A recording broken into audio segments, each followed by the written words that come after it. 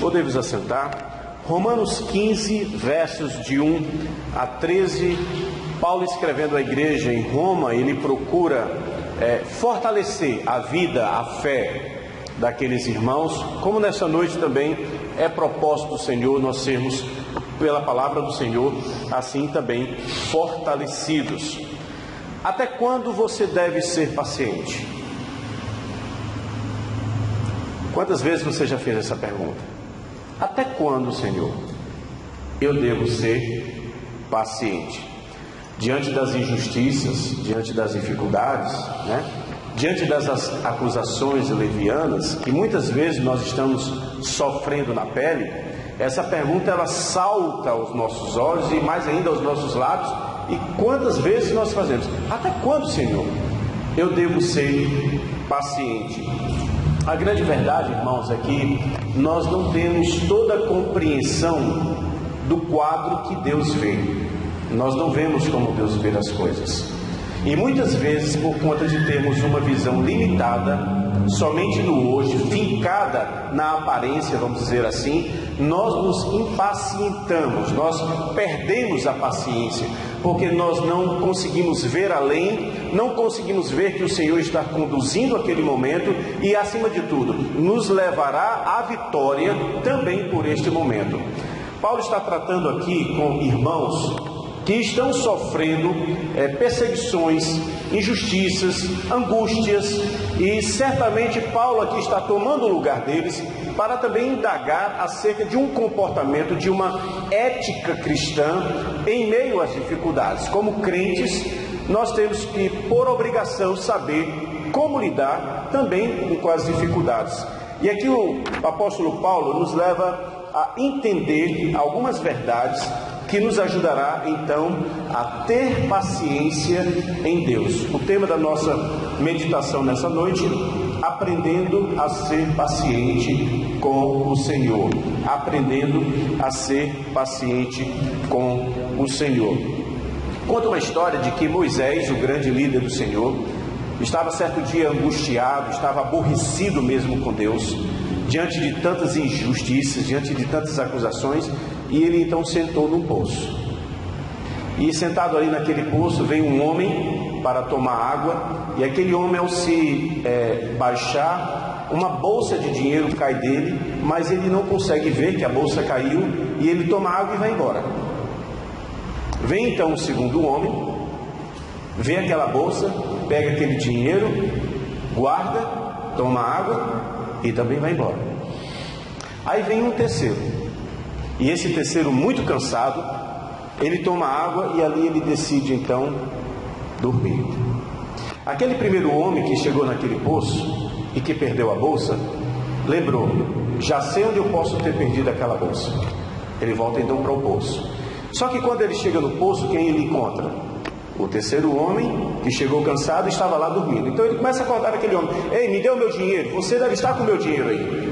Você tem o meu dinheiro aí. E aquele homem: eu não sei de dinheiro, eu não sei o que é que você está falando. Mas ele achava que aquele homem tinha então de fato o seu dinheiro, porque ele acreditou que aquele homem de alguma forma tinha o dinheiro e a bolsa que ele tinha ali perdido. Aquele homem se impacienta de tal forma que ele então atenta contra a vida e mata aquele terceiro homem. Moisés então se exaspera e diz: está vendo porque é, Senhor, que os homens não creem em ti?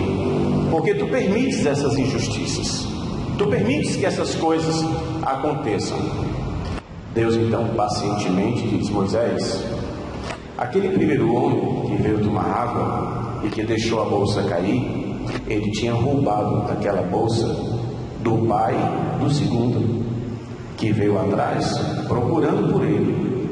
Só que quando ele chegou aqui no poço, ele encontrou o quê?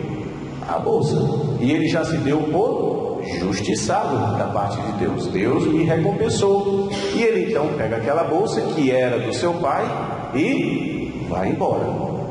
Aquele que voltou, na verdade, ele não tinha perdido nada. E quando ele voltou, ele encontrou aquele que estava dormindo.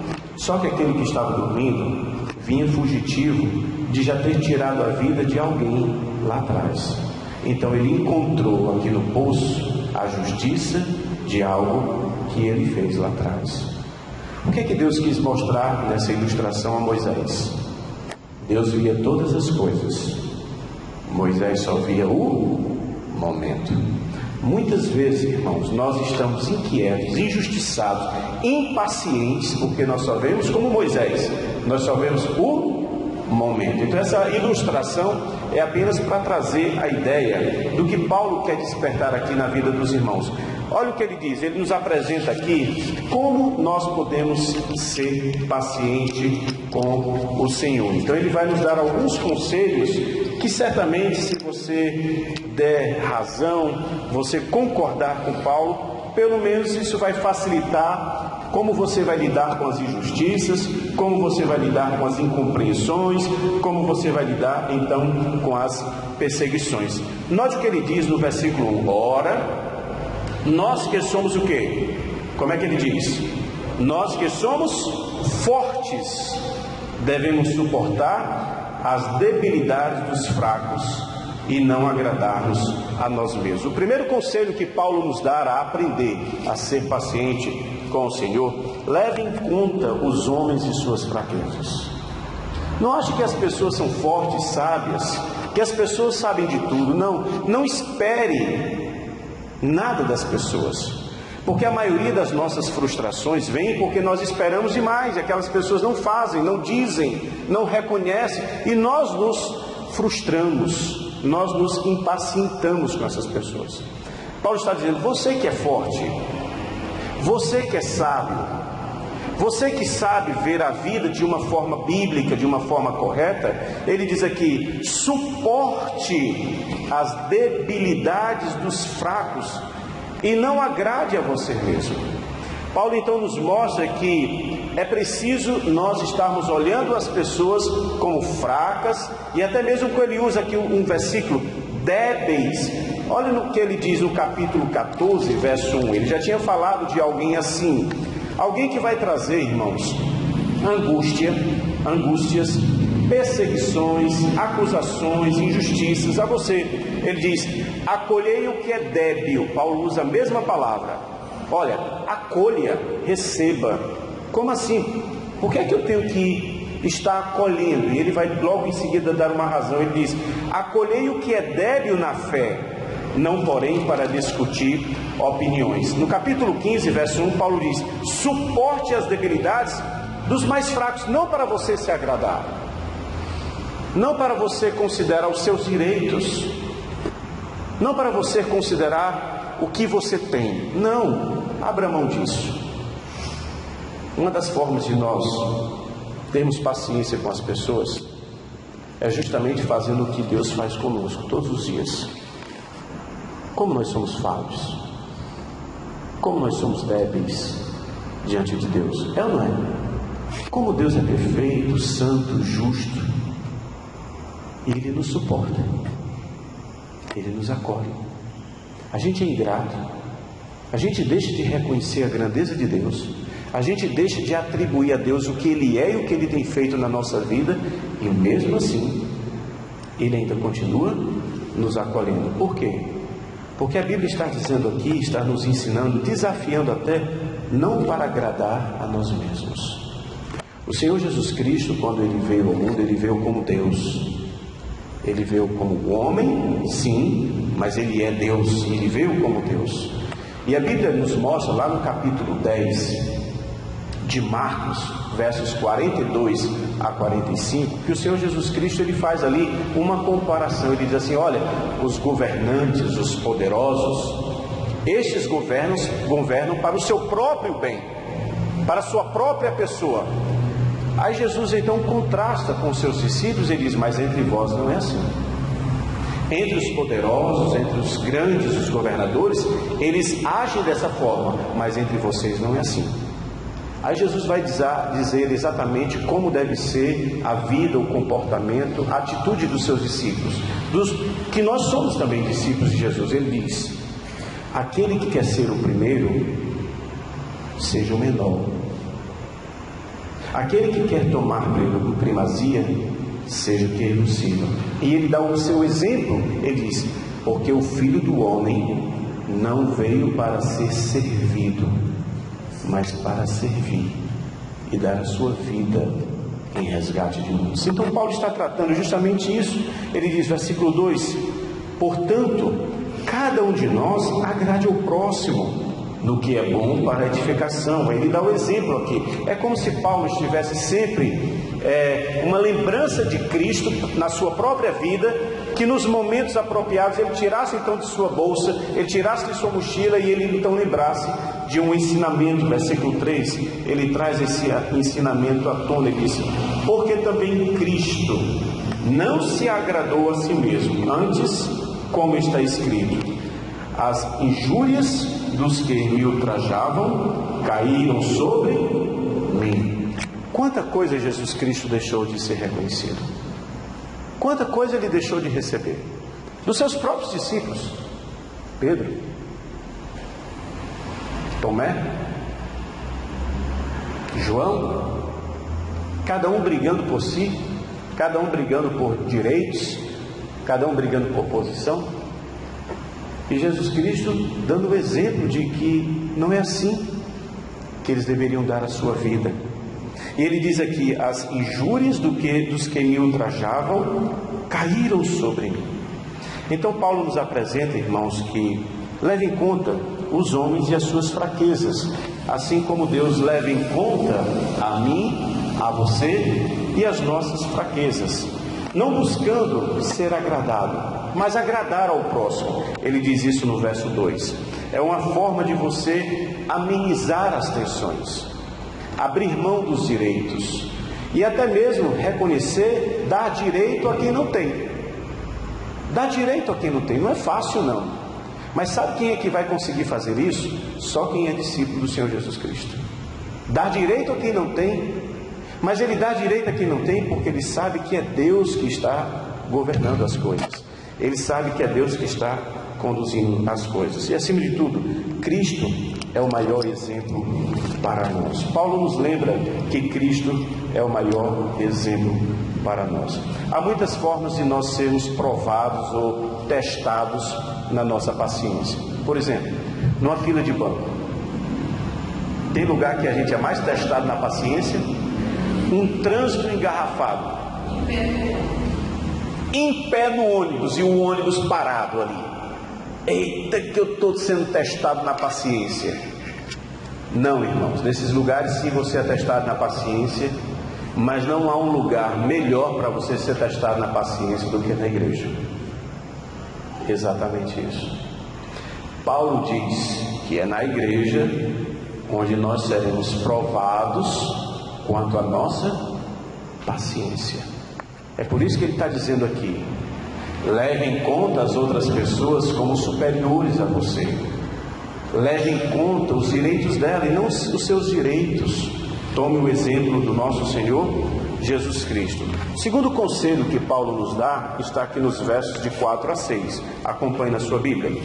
Pois em tudo quanto outrora foi escrito, para o nosso ensino foi escrito, a fim de que aí ele cita, paciência e pela consolação das Escrituras tenhamos o quê? Esperança. Você não encontra razão, você não encontra sentido, você não encontra solução no mundo externo. Para onde é que você vai? Para a Bíblia. Olha aí, leia novamente, ó. Pois tudo quanto outrora foi escrito, para o nosso ensino foi escrito, a fim de que pela paciência e pela consolação de quê? As Escrituras é que vão me consolar. Pela consolação das Escrituras tenhamos o quê? Irmãos, a esperança é que nos faz continuar com paciência. Aqui é a esperança futura, a graça futura. Eu não entendo o tempo presente, eu não vejo solução para esse problema, eu não sei como ter paz com essa pessoa, mas eu vou acreditar na graça futura. Eu vou seguir aqui um manual, que nesse manual vai me ajudar a enfrentar esse momento, as Escrituras. Tudo que foi escrito para esse momento que eu estou vivendo está aqui nas Escrituras. É aqui onde eu tenho que ir, porque eu não encontro razão, eu não encontro motivo lá fora. Lá fora não tem esperança, mas a minha esperança está onde? Aqui nas Escrituras. Paulo está dizendo, então tire o olhar para que o seu coração não esteja sofrendo e volte o seu olhar para as Escrituras. Porque dentro das Escrituras você vai ter consolação e esperança. É por isso que eu digo que é na igreja que nós vamos ser desafiados nisso.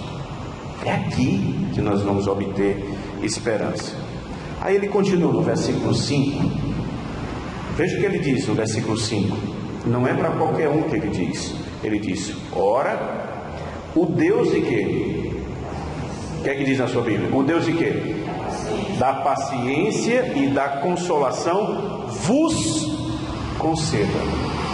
Paulo está dizendo que Deus, Ele concede consolação para os que são seus, porque Ele é o Deus da paciência, Ele é o Deus da consolação. Ele está dizendo aqui, o Deus da paciência e da consolação vos conceda o mesmo sentir de uns para com os outros. Quando você vê uma pessoa impaciente, sabe o que está faltando na vida dela? Quando você está impaciente, o que é que está faltando na sua vida? Versículo 5.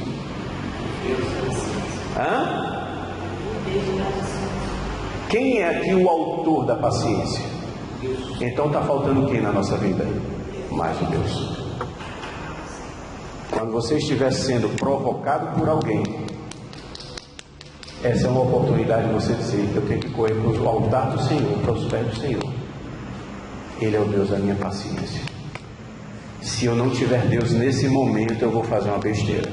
Eu vou às vias de fato, mas eu não vou às vias de fato porque eu tenho Deus da paciência. Então, no lugar de ir, Luiz, para uma solução extrema, volta para o Senhor. Deus está dizendo, vem cá que eu vou dar exatamente o que você está precisando. A mim pertence a vingança, eu a retribuirei, diz o Senhor. Ele é o nosso defensor, Ele é o nosso defensor, Ele é o nosso advogado, Ele é o nosso juiz, Ele é o nosso tudo. Mas irmãos, diante das acusações, diante das injúrias, diante das perseguições, a gente esquece disso, porque somos falhos, somos miseráveis pecadores. Mas aí temos esse recurso, as Escrituras. Versículo 6. Para que concordemente uma vós glorifiques ao Deus e Pai de nosso Senhor Jesus Cristo.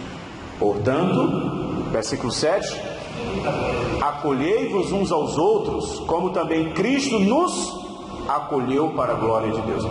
Olha, não é algo tão difícil você acolher alguém quando você olha para Cristo e você vê que Ele teve que nos acolher. Ele teve que me acolher. Ele sendo perfeito, Ele sendo santo, Ele me acolheu. Então, é uma forma, um estímulo para você também acolher as pessoas. Então, busque a palavra de Deus, ela é a fonte de toda a paciência. Tiago capítulo 5, vamos lá? Tiago, o meio-irmão de Jesus. Tiago capítulo 5.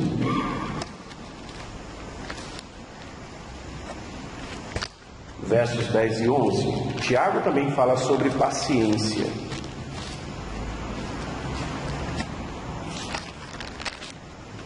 Tiago, capítulo 5, versos 10 e 11. A partir do versículo 7, Tiago também vai falar acerca da paciência. Verso 7 ele diz, sede, pois, irmãos, pacientes. Até quando? Ele dá um tempo aqui, né? Até quando? Até a vinda de Cristo. Você não tem razão para deixar de ser paciente. Até a vinda de Cristo, seja paciente, tá bom? Aí ele continua no versículo 8: sede vós também pacientes e fortalecei o vosso coração. Você precisa, para resistir, para ter paciência, ter um coração forte.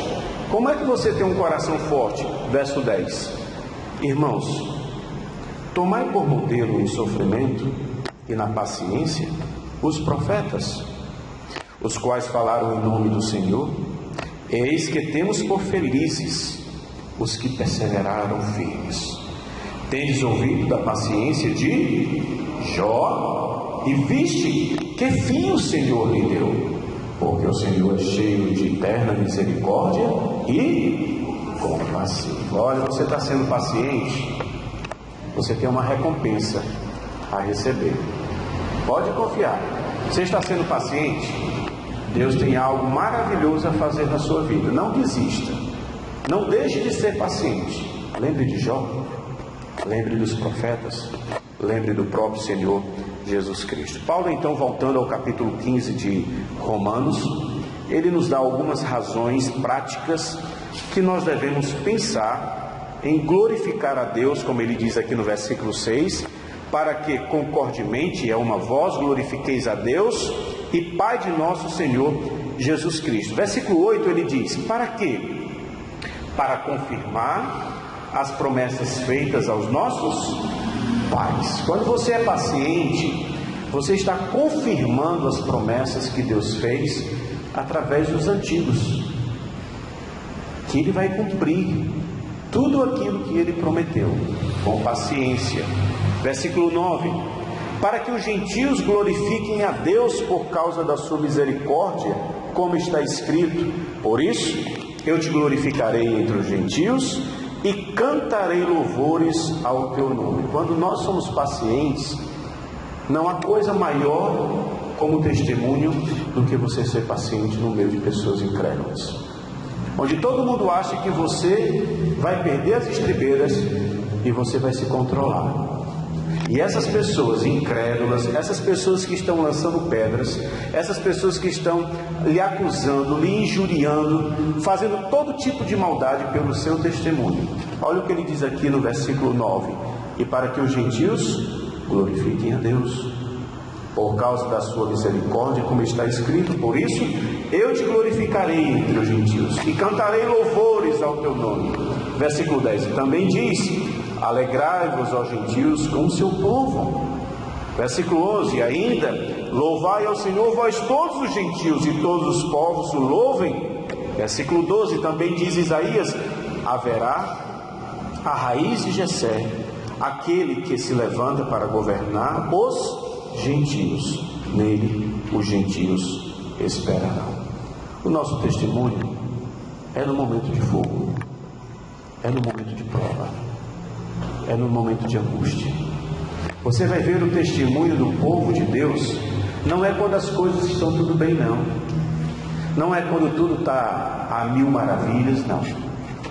O testemunho do povo de Deus é quando ele está sofrendo, quando ele está sendo perseguido, quando ele está sendo maltratado. Você lembra que Jesus disse em Mateus capítulo 5, verso 12: bem-aventurados sois quando por minha causa vos injuriarem e mentindo disserem todo mal contra vós. Regozijai-vos. É isso, irmãos, é o nosso testemunho. E para encerrar, Paulo nos mostra que nós devemos levar em conta o que está nas Escrituras. Nós devemos levar em conta os homens e as suas fraquezas.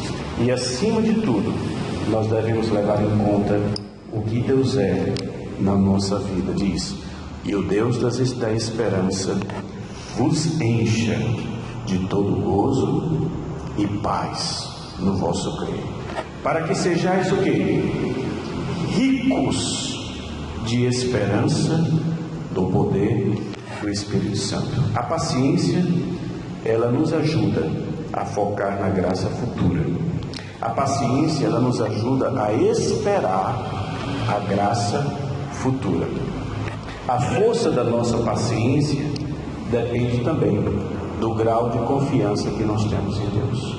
Quanto mais confiança você tiver em Deus, mais paciente você será. Quanto menos confiança você tiver em Deus, menos paciente você será.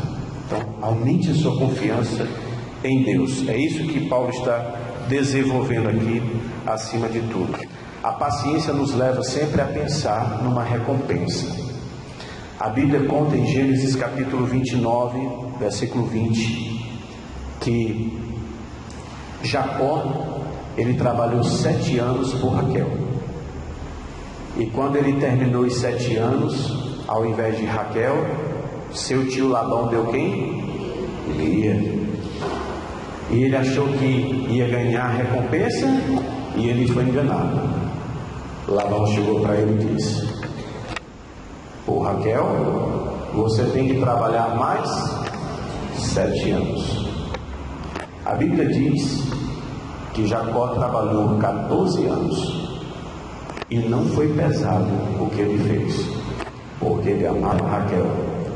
Quando você ama o Senhor, se torna mais fácil suportar as aflições, as angústias e as trapaças da vida. Ame o Senhor. Faça como Jacó. Trabalhou 14 anos por Raquel e não foi pesado, porque a recompensa valia a pena. Deus abençoe a sua vida, a cada um de nós, e fortaleça a nossa paciência em Cristo Jesus.